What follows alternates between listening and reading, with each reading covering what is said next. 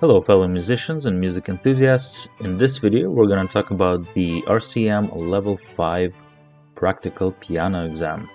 The information here is based on the 2022 RCM Syllabus, which came out in March of 2022 and is still current as of the date of this recording, which is May 2022. We're going to cover things like the overview of each section, the permitted substitutions, the grading scheme, and changes, if any, that were made from the 2015 syllabus. So let's get into it. So first of all, an overview of our exam. As usual, we have our three main sections: repertoire, technical requirements, and musicianship. Let's talk about each section in turn, starting with repertoire. For level 5, we still have to learn 3 pieces for the exam, one from each of our lists. List A being the Baroque repertoire, List B, classical and classical style repertoire, and List C, Romantic, 20th and 21st century repertoire. And remember that you can earn 2 extra marks per piece if you have it memorized. For the technical requirements, we actually have 2 components here, technical tests and etudes. Let's talk about the technical tests first. So we have scales, chords, arpeggios, and new addition for this level compared to level 4 exam are the dominant 7th chords. So let's talk about each of these in turn, starting with the scales. Now all the scales have to be played hands together. So we have 4 major scales that we need to learn: A, E, F, and A flat major. And we have 3 minor scales: A, E, and F, harmonic and melodic versions. Formula pattern scales, we have 2, A major and A minor harmonic. And for chromatic scales, we have 1 starting on A and 1 starting on F. For the chords, now here we of course mean triads, so 3-note chords. Just like with the scales, we need to know A, E, F, and A flat major triads, and A, E, and F minor triads in broken and solid forms. For the arpeggios, these we can still play hands separate, and again we have A, E, F, and A flat major, and A, E, and F minor. And for our new addition for grade 5 RCM, the dominant 7th chords, we need to know A, E, F, and A flat major, dominant 7th chords, broken and solid form once again. And finally, for the second component of the technical requirements, which are the etudes, again we need to learn 2 etudes for this level. Let's talk about the musicianship section. So we have our ear tests and sight reading, the 2 components of musicianship. Let's start with ear tests. Now for level 5, you will notice that there's no more clapback, so that's been removed, and now it's actually replaced with chord progressions. So chord progressions are the new addition in this level. For the sight reading, we still have our rhythm and playing. So let's talk about the intervals in more depth. So for level 5, we need to be able to identify the following intervals: minor third, major third, perfect 4th, perfect 5th, minor 6th, major 6th, and a perfect octave. For the chords, we need to be able to identify major and minor triads, like we had for the previous level, and now we need also to be able to identify a dominant 7th chords, and these are all played in root position.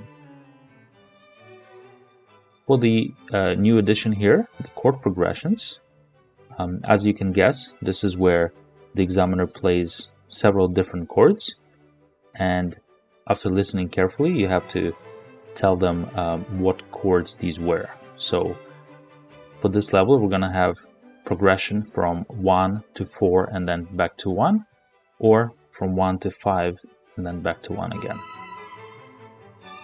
For the playback, our possible keys are A and E major or A and E minor, and the starting note can be the tonic, the median, dominant, or the upper tonic. Alright, for sight reading,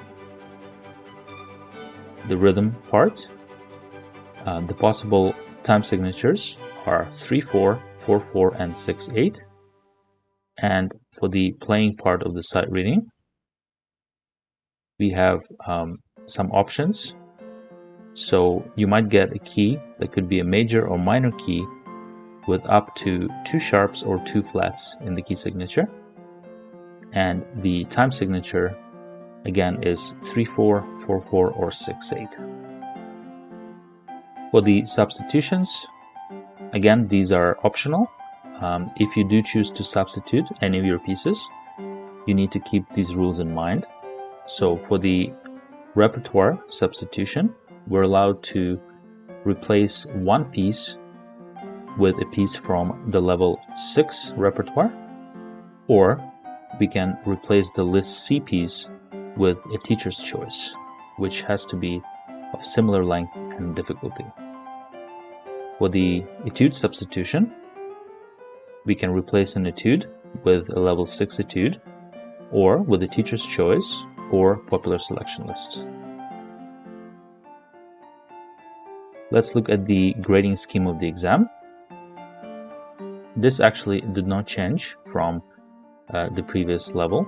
So we have our repertoire section worth 56 marks, broken down into 16 for list A piece, 18 for list B piece, and 16 again for list C, and 6 marks for memorization. For the technical requirements, we have a total of 24, 12 for the etudes, and 12 for the technical tests.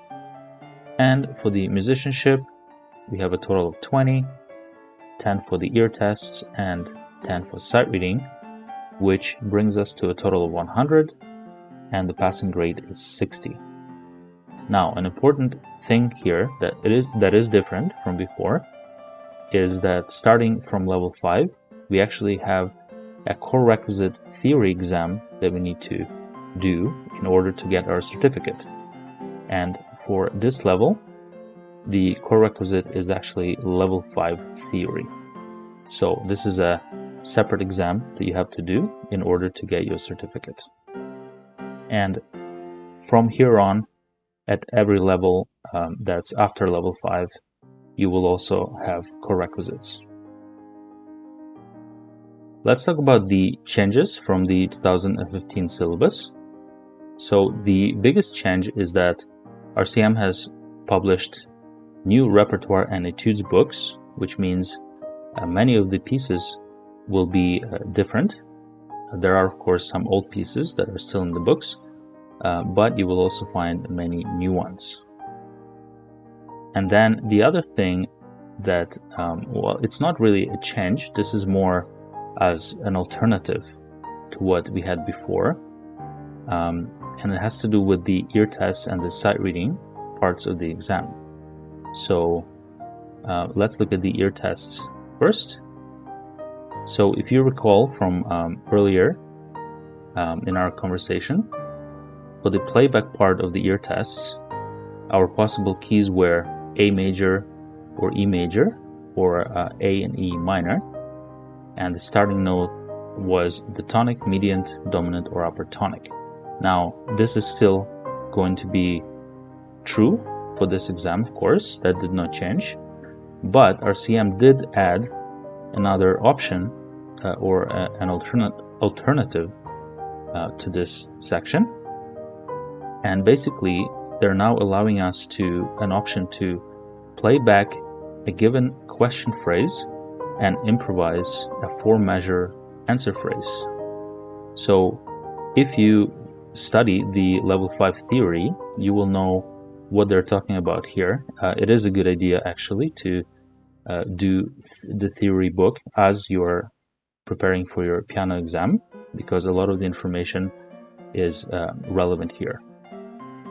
So we're allowed to play back a question phrase and improvise a 4-measure answer phrase, and the possible keys here will be C, G, or F major, and the starting note will be the same as before: tonic, median, dominant, or upper tonic. Again, remember that this is not mandatory. You can still choose to do the old way of doing the playback. For the sight reading, we have a similar thing. This has to do with the playing part of the sight reading. So we can still do the old way, or the traditional way of doing it, which is, for this level, we have major or minor keys with up to 2 sharps or flats, and we just have to basically play what's given to us. And of course, the possible time signatures are 3/4, 4/4, 6/8, and the alternative that we now have is from a lead sheet with a melody and root quality chord symbols. We can realize an accompaniment based on provided chord symbols. Okay, so basically you will be given a lead sheet with a melody on it. You will have to look at the root quality chord symbols and realize, which basically means play based on the root quality chord symbols, the accompaniment. Okay, and here the keys and the time signatures are exactly the same as above. So this is something I think that the RCM is probably experimenting with, and if it works, they might keep it, otherwise they might not. But in any case, these are the options that you have, starting with the 2022 syllabus. And this brings us to the end of the video. If you're planning to take your RCM Level 5 practical piano exam, we wish you luck and see you next time.